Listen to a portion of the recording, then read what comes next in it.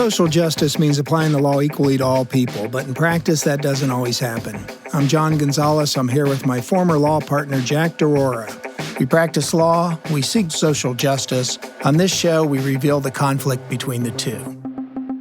You know, for a while, it was just us in the office over a cup of coffee talking about the news of the day. With social justice issues dominating our culture, our focus became how do we, as lawyers, make a difference? And now it's not just us. Today we have Pranav Jani, Associate Professor of English at Ohio State University, to discuss, among other things, the difference between free speech and academic freedom on campus. Welcome, Dr. Jani. Thank you so much for having me. Very glad to be on the show. Jack, many conservatives express concern that college classrooms lean overwhelmingly liberal, and it creates an environment where conservative viewpoints are marginalized. But I think it also goes further, that they worry that because the faculty leans left, it subtly pushes progressive viewpoints on young people. And I was thinking about that concept or that theme and about my days in college. I don't remember being overly concerned about my professors' statements or concepts or worldview. What was actually more important to me was, sitting around in the dorm late at night talking to my friends. That's right. And my friends, were from everywhere across the United States and across the world. And that's, I think, where more of my worldview and some of my early preferences or policies or likes or dislikes came from. I don't know if you had a different experience. What you have articulated is similar to my experience. I never thought of being in either a conservative or a liberal environment. I do recall with some degree of specificity that Father Ted Hesburgh, who was the president of Notre Dame, espoused sort of an open-door policy to thought. So you could bring in a variety of speakers. Now, back in the day, we didn't have any firebrands like Nick Fuentes, et cetera, but there was never a debate about who could come to the campus. Mm-hmm. Well, I just, you have to start to wonder how influential a professor of English can be. And I don't want to diminish your status, but what do you think about that idea that the students really are learning more from each other about, how their views may be shaped than by their professors? I think that's right on. I think that conservatives, I didn't know they gave so much value to professors. They give us so much power, as if all of our students are kind of pinpointedly paying attention to every single word that drops from our mouth, and taking that and then changing according to that. I mean, I don't think they've ever been in a classroom, right? That's not how things work. I remember making fun of our professors more than saying, oh, my God, I'm going to go out and, protest today because of what Dr. Jani said tonight. And I would say some of my students do go out to a protest because of what I said.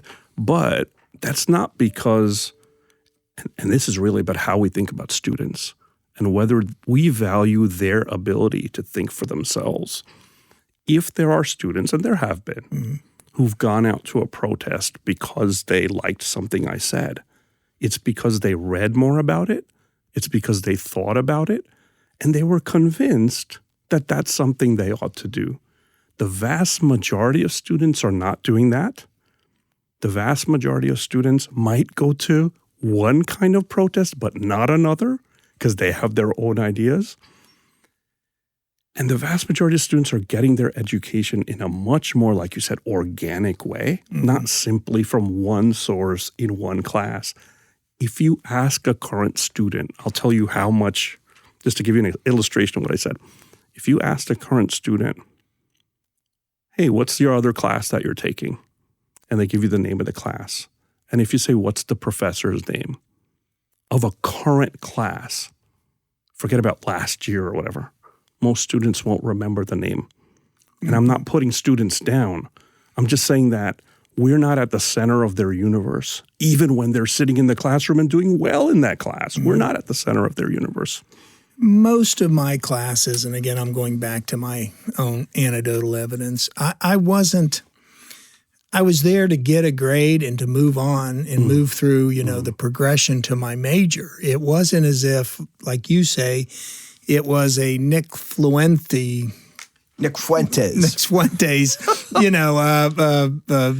group chat about whether he's right or wrong. It was like, oh my God, I got to get that term paper in. Right. And one of the things that I read that you had said too was a lot of times the students in classes just regurgitate what their professors want to hear in their papers or in their classwork. And that was so true in law school. I think one of the reasons I did well in law school was I had this ability to figure out what the professor wanted. Not necessarily what I thought about something, but what they thought, and was able to write it back to them.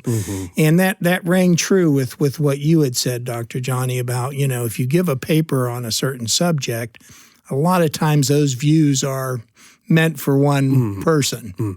So let me now take what you said and do something else with that. Because I think in our corporate universities, where students are treated as customers. First of all, let me stop you. You got to define a corporate university. A university that acts like it's a business rather than an educational institution. In other words, a business is centered around profit, and a business is centered around customer relations. I don't think we should treat classrooms as, teachers pleasing their customers. I don't think universities should run with literal corporate entities deciding what should be taught, what direction should they go in, et cetera. It should be done for education and for the search of truth. That should be at the center, not a certain kind of profitability. So that's my belief, but I'm also connecting it to this issue, which is that I think students, especially at a place like Ohio State, are sometimes treated like they're just numbers. And they just should fill out, check out the boxes of requirements and move through. And I actually so that's one version of saying students aren't caring as much as, what a professor says, they just want to go through. But I actually want to break them from that. Because if you're just going through the emotions, you're not gaining knowledge. I want them to hear what I'm saying. I want them to not think about themselves as just a number.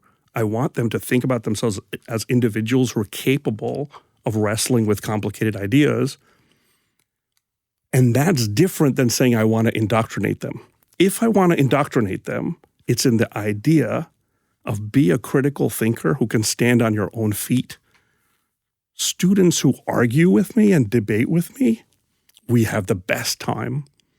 Students who think that I'm just going to write some liberal or left-wing thing and then I'm going to get a good grade, they don't actually get a good grade because they haven't wrestled with the ideas. They've just regurgitated.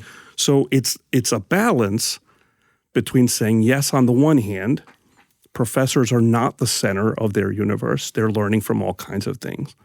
But on the other hand, they are sometimes trained in being passive, and I actually want to break them out of it so they really wrestle with all kinds of ideas. As a practical matter, and I don't know what the size of your class is, but, some of these, the classes at Ohio State have, 100 plus students maybe in an auditorium. How do you do that? How do you connect with the individual when there are just so many students, which you got me thinking about on this idea of a corporate campus where they're just packing an auditorium for the tuition money.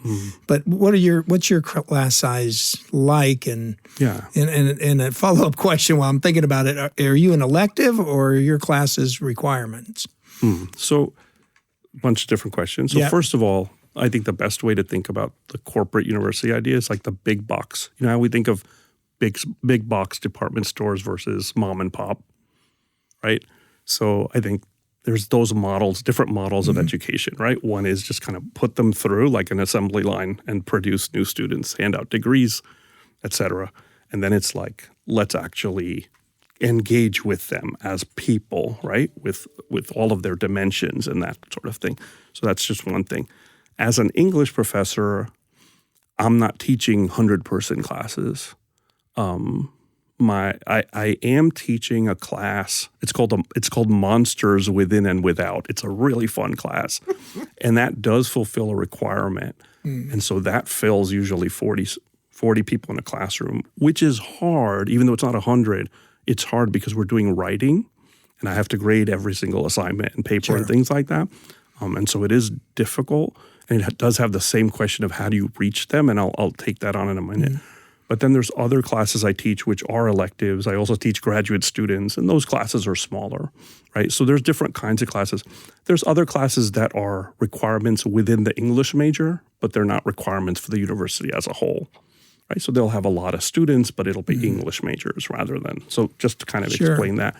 But in terms of how to reach students, right, I think it's a combination of my duty as a teacher is to teach them new knowledge, right? To give them something that they don't know already, to share from my expertise as someone who actively does research and writing and things like that, and to get them from point A to point B, even as writers and critical thinkers. So that's part of my job. But the way to reach them is by connecting with them where they're at and connecting with the knowledge they already have.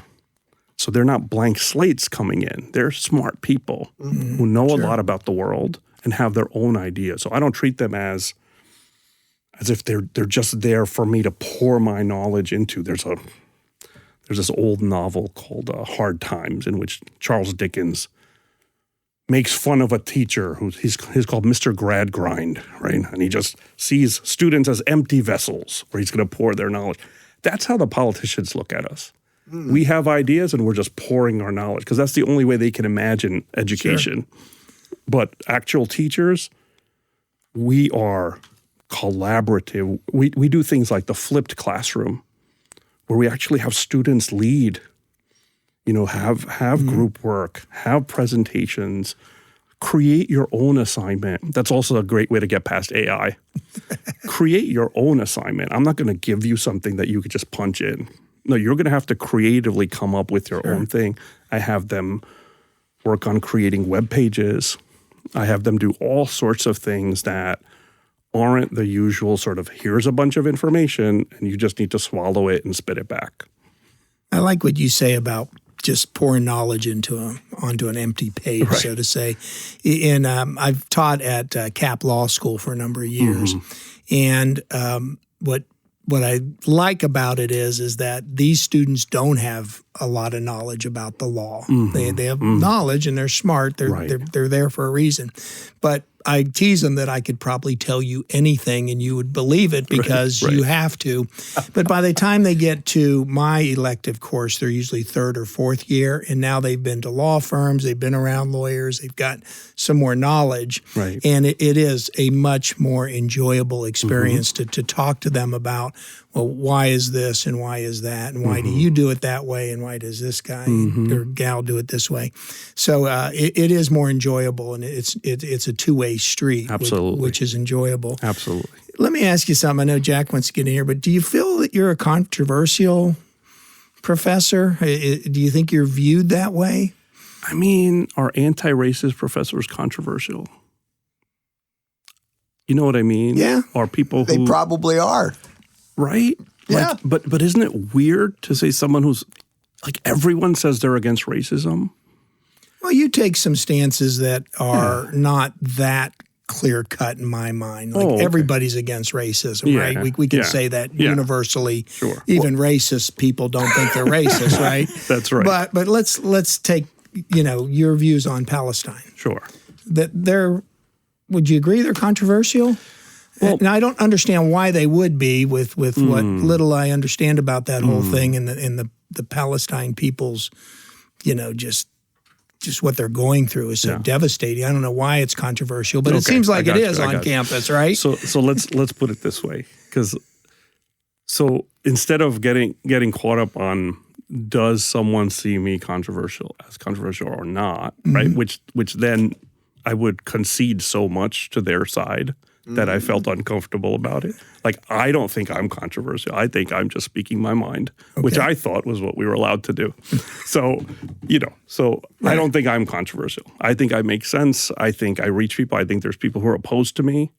And I think there's a certain narrative out there where certain positions are labeled as controversial and certain positions aren't. And I think what's fascinating, I talk to my students about this all the time, is just remembering that what gets labeled as controversial changes over time. So I ask students in my class, like, do you support women's right to vote? And they all look at me like I'm ridiculous. Like, of course, we all do, 100%. And I'm like, that, if I asked 100 years ago, that would be a controversial question. But now it isn't. So that's why I kind of paused on that. But I would say that, but to get to the heart of your question, right?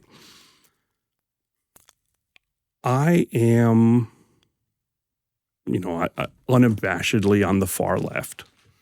And by being on the far left, I have certain views that are not part of the mainstream. At the same time, I'm someone who talks to a wide range of people. I don't do a litmus test where I only talk to them if they meet a certain standard, unless they absolutely hate me. That's different. I don't need to talk to them. Right. But, and if they're in my class, I need to deal with that, but that's a whole other matter. But, I have certain positions that there's a bunch of people don't like. I have a lot of other positions that a lot of people agree with, but they're not represented either in the Republican or the Democratic Party. And so there's a lot of things that I'm involved in that hundreds of other people like what I do. And there's still another section of people who won't like what I do. I feel like that's the way of the world if you stand by your principles and are open about it and take a stand. So I don't worry about it, but I'll get to this question of teaching, though, because I think that's the heart of what we're talking about, right? I treat every student who walks into my classroom as equal as every other student, regardless of their politics or their identity.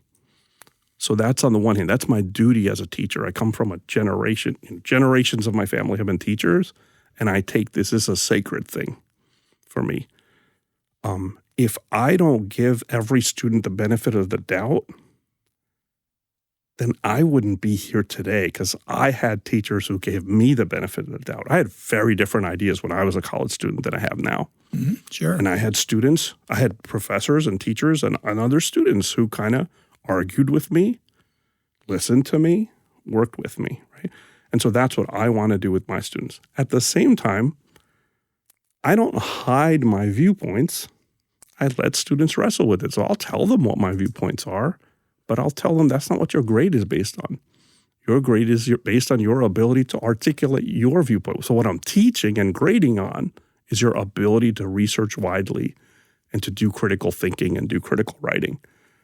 I'm giving you an example that after all that critical thinking, you might take some strong positions. You don't just critical thinking doesn't mean like, oh, I don't know what to think about anything. Are your classes take positions broad enough to encompass all of your views, or do you insert some of your views even though they're not topic related? I guess when I was reading some of the interviews that you've given, I couldn't figure out whether sometimes in class you just tell people, hey, I feel this way about this, even though we're talking about, Mark Twain or something, you know? Well, so there's a number of things, right? So first of all, I'm a professor in ethnic studies and post-colonial studies. So my classes are about and are supposed to be about, and I was hired so that they are about race and colonialism and power and gender and sexuality, et cetera. Right. So those topics are right there, and the texts that we read are about those topics.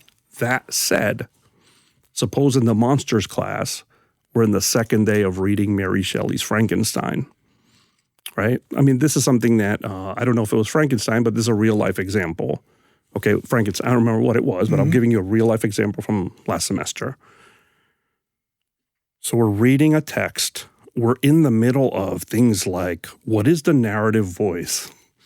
What is the perspective of Dr. Frankenstein? Why is it that the monster is who gets called Frankenstein, but that's actually the doctor, right? And what do we make of this? And if we're in the middle of that kind of discussion, and that's the day the Iran war breaks out, or that's the day there's a news article in which I've given an interview, right? I'm not just a random professor. I'm out there doing these things, right? I will ask their permission and their opinion, saying, the Iran war has broken out. The Iran war. We shouldn't really even call it that. Right? We shouldn't even call it that. But anyway, the Iran war has broken out. Is this something you'd like to talk about? We did read a novel called Frankenstein in Baghdad last week, written by an Iraqi author. There are relationships here to our class, but it's not directly related. That said, I don't know if you're getting places where you can talk about what's going on. And some classes in that kind of situation say, yes, let's take 15 minutes to talk about this because we really want to know what's going on and what you think. It's not even what I think. It's like they don't have places to talk about things like that. Yeah. So either they say that or they say, no, actually, sometimes we'll have votes. They'll say, no, actually, we don't want to talk about that. And then I'll say, well, what should we do? And then someone might say, or they might themselves create a thread on our online thing called Carmen, where those who want to talk about the Iran war can post about it, right? And so it's kind of like, this is what I mean by having a democratic classroom and a two-way classroom. I have zero benefit in imposing an Iran war discussion on a class that doesn't want to have it. It's not a group of activists. It's a group of students who may or may not be interested in expanding their education beyond exactly what's on the syllabus, right? But I make that a democratic thing. So instead of, I'll just finish with this. Instead of saying, oh no, it's not on the syllabus, and I'm indoctrinating people if I go off the syllabus. I mean, classes are more fun when you don't just stick rigidly to what's on the page, right?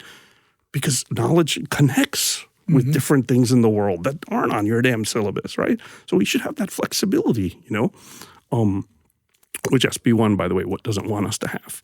And I want let me. So just to finish this all, I want to have the flexibility in the classroom to be able to talk about other things, but my approach, what I call a democratic approach, is to involve the students in that process. So if we do it, it's because they agree it should be connected, not just because of me. And that's also a way to protect myself. So if someone complains, oh, he just inserted whatever, we had a vote or we had a discussion and the class actually seemed like they wanted it. So, sorry. No, you've said a lot of important things. I'm glad you brought up SB1 because I'd like to talk about that for a minute. But before I do, I'd like to refer to what you said a few minutes back about what is determined as controversial changes with time. Right. So women's vote now is a no-brainer. 100 years ago, very controversial. But just to show how history repeats itself, there's an evangelical out there who I think is closely aligned with Secretary of Defense or Secretary of War, depending on your leanings. Pete Hegseth, the evangelist, is named Doug Wilson, very conservative. He thinks the earth is 6,000 years old. Okay. But I bring him up because what he sees as good for America is for the vote to be allotted only to families. Interesting. So man, woman, and 3 kids, they get 1 vote. Right. So who would have thought that would be on the horizon? That's right. All right. But let's get back to SB1 for a second. So you said something pretty interesting about politicians apparently see students as empty vessels who are very open to suggestion, and they're like empty vessels waiting to be filled. That sounds reasonable to me, thinking back about my days at school. Certainly, people like Senator Cirino, who sponsored SB1, have a completely different notion. And his statements in the past have been to the effect that conservative professors are conservative, they're held back. Okay. My question is, well, they must have had hearings. Somebody must have testified. Do you have any sense as what was going on to give us some sense for whatever evidence, good or bad, the senators in that committee were listening to? Yeah, well, I think Cirino and his supporters don't really care about education. They don't really care about creating a free space for open ideas. They say they do, but they don't really care about it. Because if they cared about it, they would be led by questions, not simply these prognostications. They would start with what's actually happening at universities. Let's talk to the students. Let's talk to the faculty. You can get anecdotal evidence for anything, right? But let's talk about the hearings, for example. That's one way you can see who comes out. We broke records when we opposed and defeated SB 83, by the way, which was the forerunner for SB1. It was introduced with a lot of time for them to vote it through, and they couldn't, even though the GOP dominated the House and the Senate. They couldn't pass it. They only passed it when Trump got elected. The leadership of the House changed, and then they passed SB1, right? So we defeated SB 83, and we defeated it by bringing out hundreds of people to the State House, breaking all records in the State House. And the vast majority of them opposed to the bill.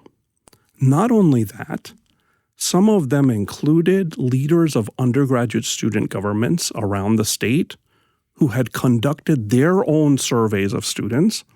And the vast numbers of students, I'm talking about 70, 80%, said affirmatively, we don't believe professors are indoctrinating us, and we're for diversity and all of that stuff. Okay. And so on the other side, you had a tiny group of students, a tiny group of faculty, and most of those faculty were part of, and I don't remember the name right now, but they were part of the same organization. And so if that's one snapshot, you would think that if there's an outpouring, right, of conservatives feeling oppressed, and I'm like a protest leader too. And I understand when you feel your voice is suppressed, you have to come out and do stuff, right? They're not doing stuff. They're not coming out to testify. So it seems to me pretty obvious that this is a top-down, agenda-driven legislation that has very little reality with what's happening on the ground. And that's just one example of the evidence. Where is the outpouring of conservative students and conservative professors backing this bill? There's none. And it seems to me that if you use an important word, you use the word anecdotal evidence. There's no really good objective way for measuring conservative versus liberal teaching or environment at a school. It's only anecdotal, or am I missing something? Well, I think that, just thinking as a researcher now, there are different places we could look to gather data. So, for example, first of all, most people don't go around saying, I'm conservative, I'm part of the far left, whatever. I'm cut from a different cloth, honestly. But so most people don't go around saying that. But let's say, broadly speaking, that universities where youth is at the center do tend to be a little bit more liberal, because youth tend to be a little bit more liberal as a group. Okay. Right? Let's say that that's true. I think it is true that at universities you see a spectrum of ideas that you don't necessarily see in society at large, because universities are places for innovation. So even if, a socialist group or a trans group or a group that's marginalized in society as a whole, right, that you may not see organizing around, although we do have Mamdani as the mayor of New York, so things have changed a little bit. But in society at large, we might not see those groups as visible, but at universities, we'll see student organizations of all stripes, right? And there's a certain visibility to a wide spectrum of ideas, and I think there's a certain liberal thing in there. We want, in youth, right? Okay. We want something different than our parents. I think every generation goes through that, right? So let's accept that that's true, to a certain degree. I talk so much, I lost thread of my point. We were talking about trying to get evidence to ascertain conservative. Thank you. Thank you so much. There's a number of things we can look at, though. Yeah. We can look at, on the professor side, are professors who talk about themselves in a certain political way, are they being unfairly judged in their peer evaluations of their teaching? Because we have peer evaluations of our teaching all the time. We have a colleague come in and watch our teaching and file a report and send it to the chair. Are they being unfairly judged when they go up for their annual review? Because we get reviewed before SB1. We get reviewed every single year. Are they being unfairly treated in their fourth-year review, in their tenure review, in their promotion? Are they not getting the support they need in order to advance in there? So those are metrics and data we can look at. And I don't think you would find a great deal of political bias in that data. On the student side, we can look at other sorts of data. Anecdotally, again, I would say Ohio State is a far more conservative campus than Hampshire College doesn't exist anymore, but let's take Hampshire College in Massachusetts. Why? Look at the student groups. Look at the kinds of demonstrations that happen. Look at the kind of public events that happen. The football culture comes with a certain kind of conservatism, I have to say, at Ohio State. So there is a certain kind of, there is data we can work with to try to make an educated argument about whether the place is more conservative, is more liberal, et cetera. But is there suppression of ideas? So, for example, at Ohio State, we can say there's a suppression of pro-Palestinian students. They get treated differently than any other group of students. And I can give you data. I won't go through it, but I'll just say there's been groups that have been suspended because they had a flyer that the university didn't like. There's groups that have been prevented from protesting. There's been laws, policies created at Ohio State specifically to prevent pro-Palestine students from expressing their views. So, for example, there's a chalking ban at Ohio State. I remember that. You can't chalk, and when you pick at it a little bit, what do you find? There were too many signs that said end genocide.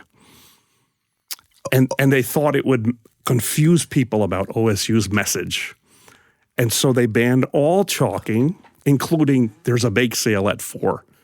You know what I mean? All chalking is now banned. I didn't realize that was the genesis behind the chalking. Oh, definitely. Oh. And so we can document political repression of left-leaning groups, of certain kinds of groups at Ohio State. I don't think we would have any documentation of the repression of conservative groups at Ohio State. But the larger point I'm trying to make is there is a way to do research about this if you want to, if you really care about education. Well, let's go back to your point that the data isn't going to matter to the people that are in charge now. But I've got a perspective on that. Yeah. So these senators, and they do it conservative liberal, they have what I think is called like a kitchen cabinet. So it's a group of people that are their advisors. And I've been in kitchen cabinets before, and I've been in the advisor. And what happens is that the campaign wants an issue for two reasons. What issue can we come out with that can raise us money and that can bring the people that we need to the polls to vote for us, right? So can it organize and motivate our base, and can it raise us money? Right. And to me, and I'm cynical about the whole process, those are the only two factors that matter when this senator decides I'm gonna sponsor this bill. Right. Because he has been told or she has been told this is going to keep you in your position, going to raise you money. Maybe there's ambition beyond being an Ohio senator that this helps. And then others get on board or don't, depending on how they view that issue. And it can morph into something like these Senate bills. Even they fail, I bet you look at the coffers and these senators bring in some money.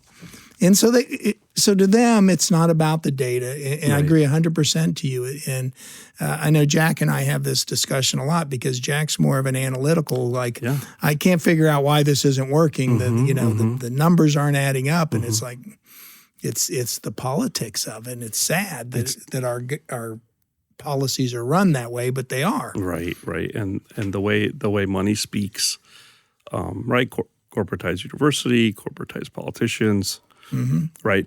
Rather than what are we actually talking? We talked about social justice,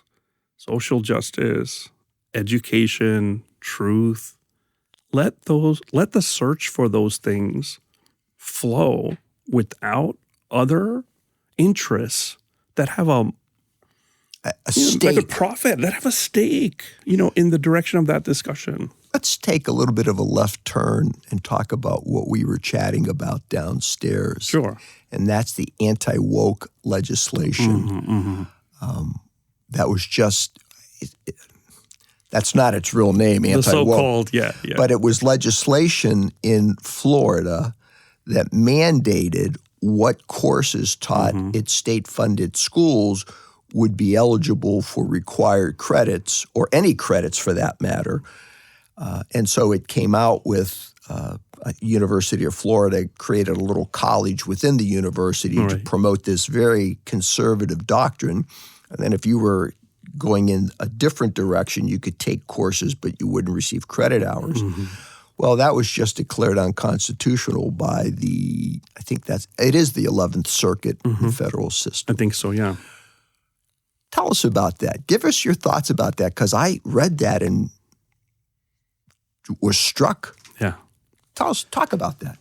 Well, first of all, it's great news to see that was declared unconstitutional. I'm looking forward to the day when SB1 is actually on trial and gets similarly seen as unconstitutional, because it ought to be, in my view. So I think this was a great thing. And here's why. All of these states, right? These are copycat bills, right? Florida did it. Texas did it. Ohio did it. Indiana did it. There's so many states, right? And I'm also part of the AAUP, the American Association of University Professors, which is a national organization. It's, it's union in some places. We're not a union, but we act like a union. So I'm part of that as well, and work with, literally hundreds of faculty, on these issues. So we're tracking this along with people across the state, right? So this is copycat legislation, and it was almost like dominoes, right? Where it's going to go down. So yeah, I look at Florida and I'm like, let's do dominoes again. Let's see this actually be struck down in other places, because it's unconstitutional in my view, and it's also contradictory.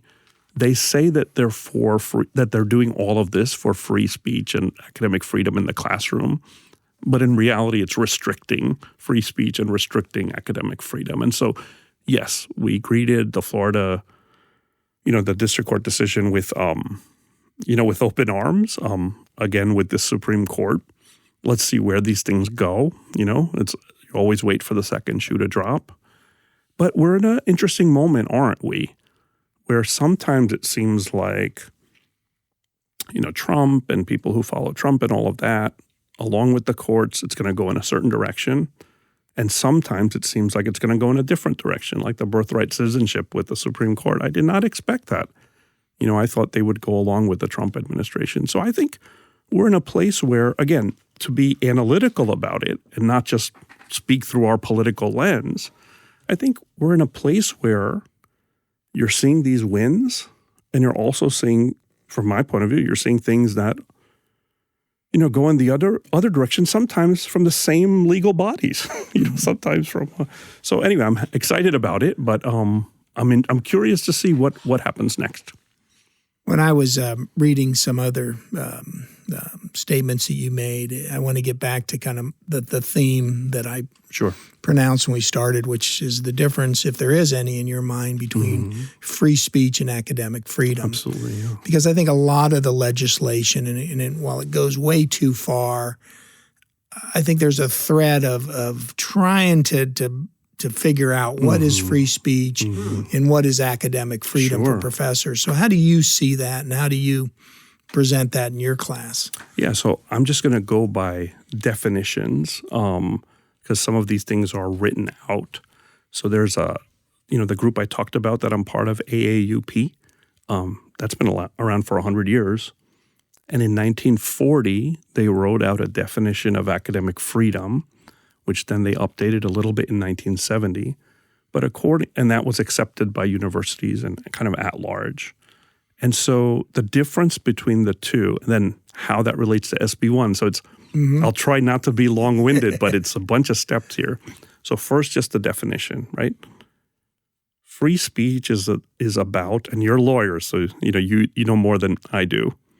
But the way I understand it is that free speech is about your ability to say anything you want, whether it's true or not, and not be shut down by the government, particularly the government, right? There's all kinds of private bodies and whatnot, but not be shut down by the government because that's either wrong or politically inconvenient or whatnot, right? The truth of it doesn't matter. Academic freedom is a little bit different.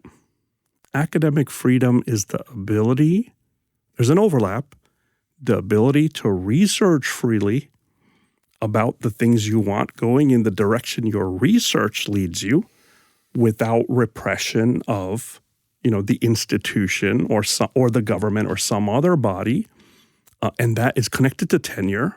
That's why we have tenure, so that people can't simply be fired because their research leads them in a direction that doesn't go along with the prevailing ideas of the day.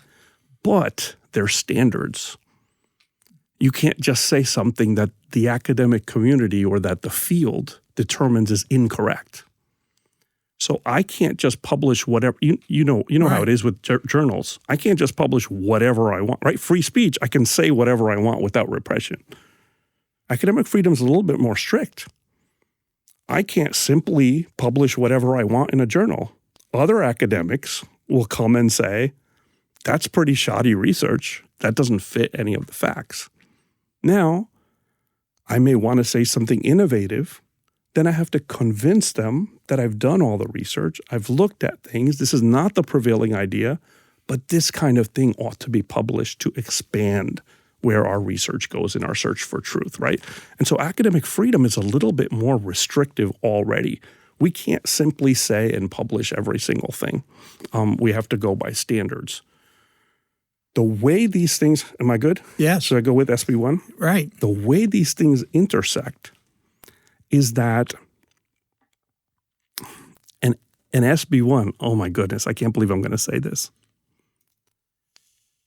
SB1 has, even though it's a certain kind of top-down fist, right, to destroy higher education in Ohio, nevertheless, it has some nuances in it. And I think those nuances are to dance around the problem of free speech and academic freedom. So there's a part about intellectual diversity where it says we need to defend, I'm not quoting out verbatim, but you can find it. It says we need to defend intellectual diversity in the classroom. We in our fields can determine what intellectual diversity means, But we can't do it in a way that prevents the free flow of ideas. So it's like, so let me give you an example. Here's what I see, how I understand this by the law. If I'm teaching a biology class and it's been firmly established that evolution is the process by which human beings came to be who they are, a student in my class has the right to say, it's not evolution, it's some other entity. They have the right to say that. But I have the right not to have to teach a theory of God. I have the right to teach the theory of evolution. And I have the right, that student might say those things, but if they turn in a paper for a grade that tries to prove the theory of God as kind of, Adam and Eve kind of thing, and that, again, that's not just Christian, right? That's Christian, Jewish, Muslim, Adam and Eve. I have the right to give that a grade according to what's expected in that class. Now, if they do something innovative, but I'm an English teacher now, I'm not a biology teacher. In my class, if they did something innovative by talking about Adam and Eve and bringing it with theories of, evolution and doing some kind of paper like that, I'd probably give it a good grade. But if I was teaching a biology class, I can't just let a student pass because they asserted that Genesis is the real way to look at human beings in the world, right? So that's how I understand that law, and that's how I'm encouraging other professors to understand that law. If you are teaching in ethnic studies, in our field, white supremacy is something that's established as something that exists in the world. Mm-hmm. What I'm encouraging people to say is I can teach about white supremacy in my classroom and different theories of white supremacy. Anyone, my student, the free speech part, they have the right to talk about how that's false, this, that, the other, I believe something else, debate it, raise it, have arguments with it, etc. If you're going to give me a paper that's saying white supremacy doesn't exist, fine, but show your work, show your research so that you've actually gotten to it. So I think there's a gray area between free speech and academic freedom in SB1. I think the problem is who determines that I, in my classroom, am teaching these things because that's in the field, or I've crossed the boundaries and I'm now indoctrinating, and it's the politicians. And I think that's where we get into a problem. Let academics determine, and we're pretty hard on each other, let academics determine whether we're doing the right thing in our classrooms or not. Let administrators determine if we're doing our right. We have tons of mechanisms for that. Let's not add the state and people sitting in the White House with their own agendas that might have nothing to do with education. Let's not let them legislate on whether the classroom is going in the right direction or not. But we all defend free speech. Why not? Yep. Well said. Well said. When you talk like that, I think that academic freedom is certainly a right, and your work to protect it is important. Thank you so much. And one of the reasons I think it's important is because, as I see in my children, who are adults now, is that thinking critically about things, being a free thinker is more important to me than agreeing with me. That's right. So That's right. I applaud you for the work you're doing. And thank you so much. Well, thank you for coming. It was a pleasure meeting you and talking to you. It's a real pleasure to have this conversation. Thank you so much, both of you. We could probably sit here for a few more hours, but Yeah. we do have some limitations. Sure. So thank you so much for joining us. Our thanks to WOSU and our sound engineer, Dalton Jones. If you like what you've heard, tell a friend. We want this to be more than just us. We want it to be all of us. Like us, follow us, submit a review, help elevate our profile so that other podcast listeners can find us. We'll be back in another week or so with another social justice issue. Until then, so long.